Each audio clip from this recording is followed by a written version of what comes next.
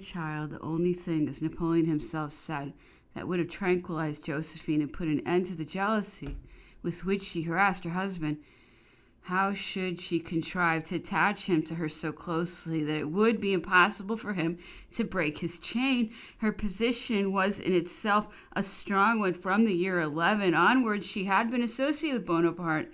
In all his public and official acts, she had been received like a sovereign at the gates of cities, had held her receptions in the galleries of St. Cloud and the Tuileries, surrounded by what was a court in all but name. At Napoleon's express command, she had taken precedence of every woman in France, his mother not excepted, even in the privacy of the family circle, placed thus prominently before France in Europe as the greatest lady of the Republic. Her humiliation could not be accomplished without a public scandal, and the divorce would certainly be ill received by the majority. Napoleon had not yet climbed so high that he could safely dispense with her help. Gifts and honors had been allowed to flow so freely through her hands that she had necessarily many adherents among those whom Bonaparte had himself constituted her clients. But as he rose in power, his wife's social prestige diminished. She might well fear lest a sudden fit of anger, provoked perhaps by some imprudence on her own part, should carry away the whole structure. She could no longer rely on her personal attractions to restrain him, for though he continued very susceptible to their influence, the frequent infidelities he now permitted himself could not fail to gradually emancipate him. As a last resort, she could only reckon on habit, on the strong affection he still bore her, and on his unwillingness to make her suffer. He himself would suffer, perhaps more than she, but would this deter him? When a victory was at stake, did he consider the men he was bound to sacrifice, even when these were the friends he loved? No, all such checks would be valueless in the crisis. The only lasting bond between them would be a child. An idea in which there was a touch of genius flashed into Josephine's brain. Why should not Napoleon procure himself an heir by adoption, make a son of his nephew, and her grandchild, the son of Hortense and Louis Bonaparte? Here was a solution which met every difficulty. It would satisfy the Bonapartes, the heir presumptive being one of themselves, and it would assure her own future by effectually disposing of the question of a successor. Her mind full of this project, she communicated it to Bonaparte, who accepted it favorably and laid it before Louis. But Louis was indignant. He insisted on the claims of his brother Joseph, on his own claims, on their joint claims to the brothers' heritage, in deference to these absurd pretensions, which had absolutely no foundation, which were equally at variance with historical precedent and with the monarchic theory. Napoleon, moved by family feeling, agreed to press the matter no further, and thus renounced the sole expedient by which he might have established his dynasty without violating the most sacred principles or incurring the odium of the divorce. What further resources were open to Josephine when this golden opportunity had been lost through no fault of hers? True, she enjoyed the advantages of possession. She had advanced stage by stage at Bonaparte's side, and events had carried him on from glory to glory. The elevation of the first consul to the purple had made her empress. She had received the homage of the great state bodies and had been addressed by the title of Her Majesty after her triumphal progress througue Aix-la-Chapelle and Mayence.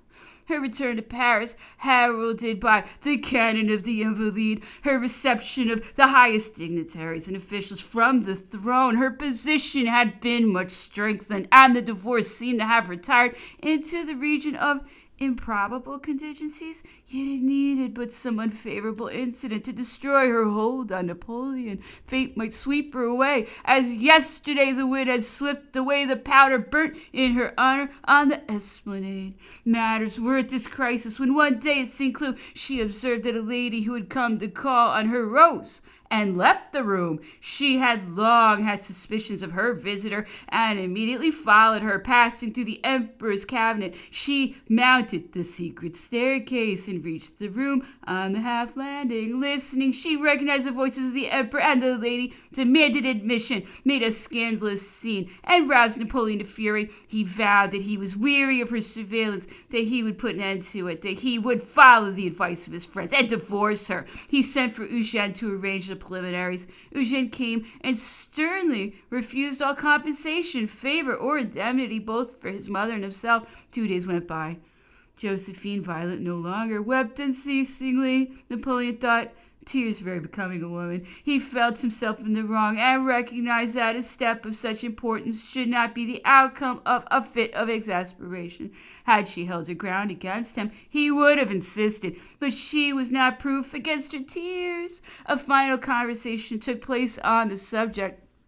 I have not the courage, he said at last, to carry out my resolution. If you show me so much affection, if you obey me in all things, I feel that I shall never have the strength to send you away from me. But I confess, I wish very much that you could resign yourself to the necessities of my policy, and yourself point the way out of this painful dilemma.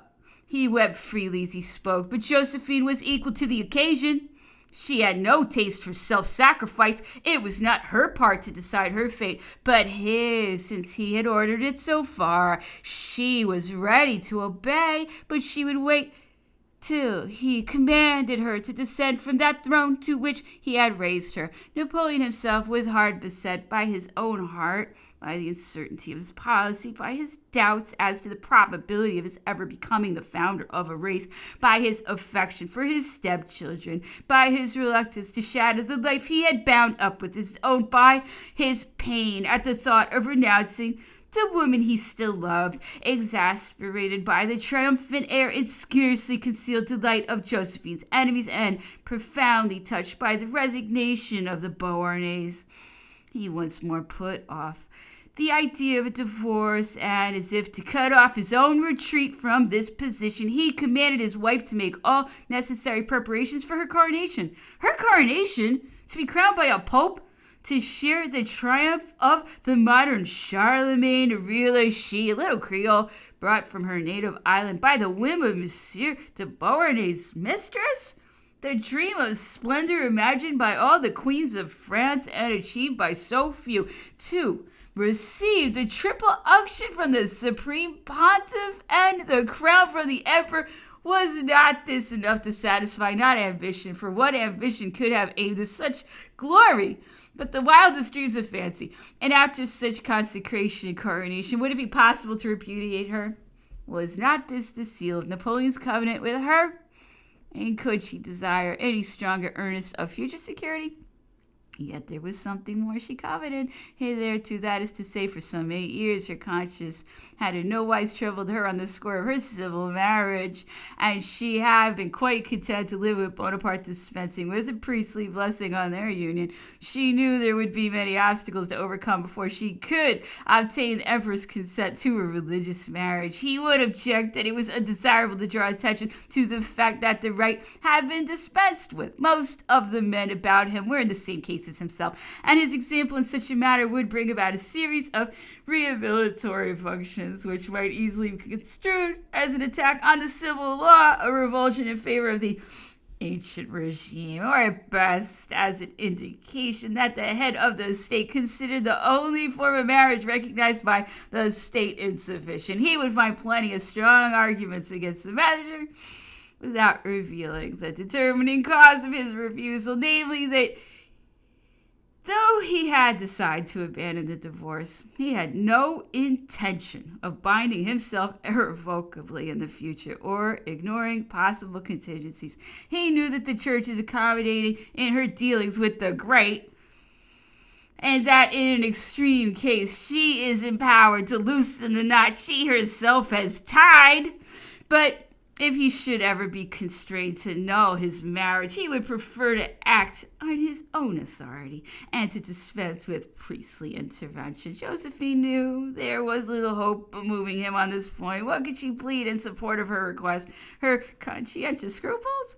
They would be the laughingstock of Napoleon and his whole court, but the Pope would treat them with more respect. On Monday, Frimaire the 5th, the day after Pius VII's arrival, he paid his second visit to Josephine, who had carefully prepared the ground beforehand. She had corresponded with the Pope for some years past and had sent him a magnificent lace rocher by the hand of her cousin Tasher in Nevers of the year 12. She now confided in him. She confessed to her spiritual father that she had not been married according to the rites of the church, and the Pope, commending his daughter's anxiety to conform to the holy ordinance, promised to press the religious marriage upon the emperor.